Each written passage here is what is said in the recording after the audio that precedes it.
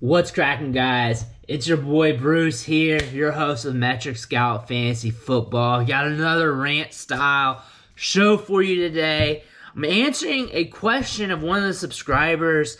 They had a question about Deandre Swift concerning his fantasy value, his Dynasty fantasy football value, and how I feel about him. And honestly, I'm a big supporter of Deandre Swift. I'm a big fan of his play.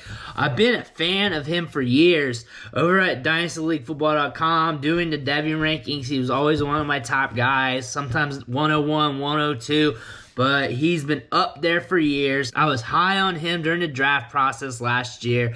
I was high on him last year. I'm high on him again now, and I love him at value. He's fell a little bit.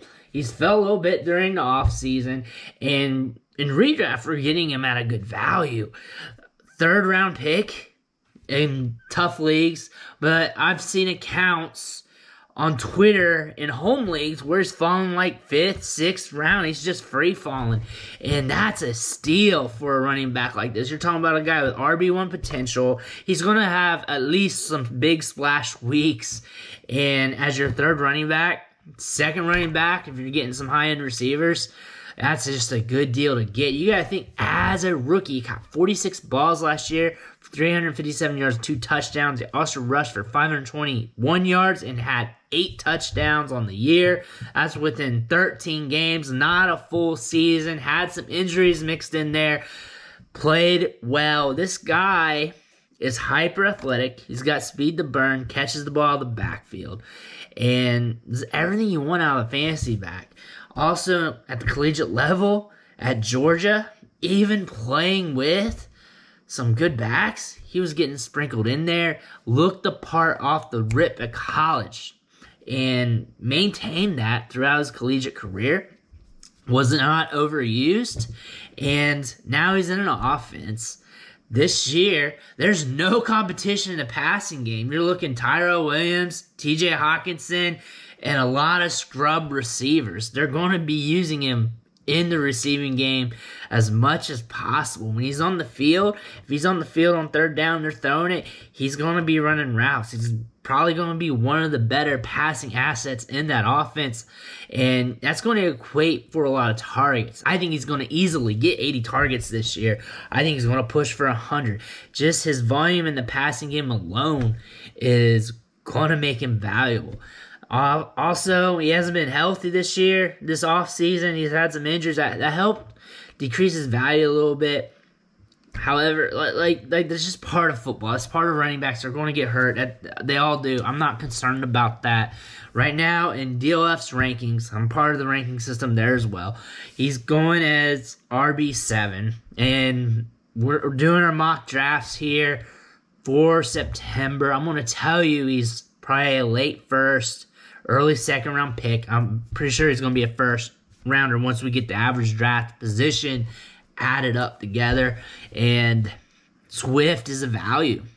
Swift for Dynasty is a good value to get because you're getting a young running back who's going to be a key component to this Detroit Lions offense for a long time. And whether the Lions are good or whether they're bad, he's almost game script proof because of his receiving ability. If the Lions are down, he'll be catching passes out of the backfield. If they're up, they're going to be running with him to run out the clock. He's game script proof, so that's good to know. And he's a stud running back. His good collegiate profile, good athletic profile. There's just nothing really bad on his resume for me to not want him.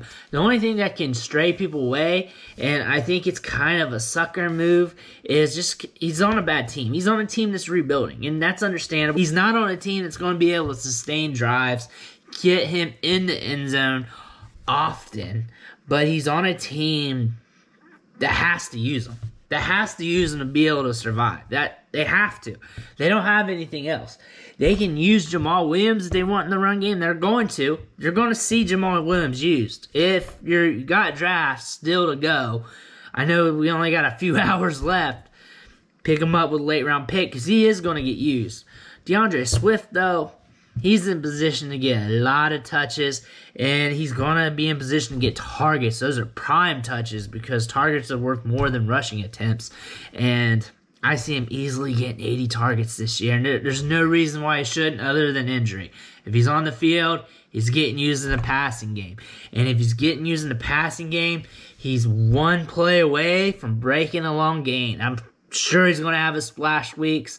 I'm sure because the offense being the way it is, he may have some low volume scoring opportunities. But all in all, he has the potential to break out. He has the potential to be an RB1 this year. A guy who will have some big weeks, maybe some peak and valleys, but honestly, Swift's a good back. Swift's going to hold value in Dynasty. As long as he doesn't faceplant, which is not going to happen unless he gets hurt. But he's going to get used. Since he's getting this consistent usage in the passing game, the odds of him faceplanting is relatively impossible because he's getting targets. Last year got 57 targets in 13 games. That's hard to do for a rookie running back. That's good usage, and that's only going to increase. There's less competition for targets. They got a new quarterback who's probably going to need to rely on him, especially when the offensive line breaks down. He's going to be checking it down left and right, and I'm going to be checking down the Swift if I'm the quarterback because he can make something happen in the open field if he gets the ball. So I see him getting 80 targets easy this year. And then the price tag and redraft is just the chef's kiss. It's third round or later. And even if you're paying up for the third round, that's still cheap for what you're going to get out of him. If you get him in the fourth, that's great. If you got him in the fifth, that's great. And I'm saying I did see accounts of him falling in the sixth round. There's few and far between. But there's also people getting him in the third round being happy. He's just a great price tag right now. He's going to hold his value in Dynasty. There's no way is going to decrease. I just can't see it. He's not going to just step on the field and suck. It's just not happening. He's going to get the appropriate usage to hold his value, which is really high. He's a very safe asset to hold, to acquire in Dynasty. If you're going to pay up for a running back in Dynasty, Deandre Swift's probably one of the safer running backs to do that with because we know he's going to get used in the passing game. That's going to prevent him from free falling down. There's no competition there. He's going to at least hover where he's at, which is still a high price point. And then this team's going to attempt somehow, some way to get better over time. But the usage is always going to be there as long as he's on the team. The only thing that can affect him is health, really. And I say this very confidently because we've seen him string this together multiple years at Georgia. And now, even last year on a bad Lions team, wasn't that bad. You're talking about 357 receiving yards, 46 balls caught, 521 rushing yards. That's 878 yards from scrimmage. That's almost 1,000 yards. I mean, we're 125-ish away from 1,000. What was that, 10 total TDs? That's a good amount of volume for a rookie who played in just 13 games, started 4.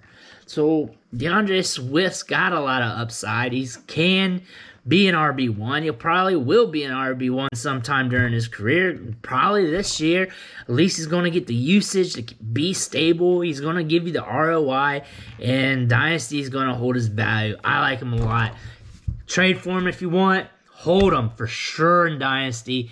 Great asset to have. I love this question. Deandre Swift is a guy I'm rolling with. But I want to thank you for watching the show.